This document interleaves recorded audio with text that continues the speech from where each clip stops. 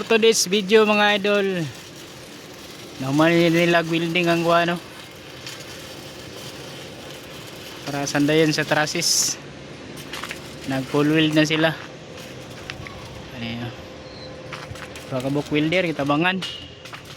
Nya isa ka helper, mana helper oh. Ang puli pa na niya. Ano ito yun? Isa ka welder dali oh.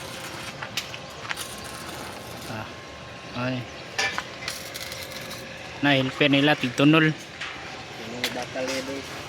Mula ni mga idol.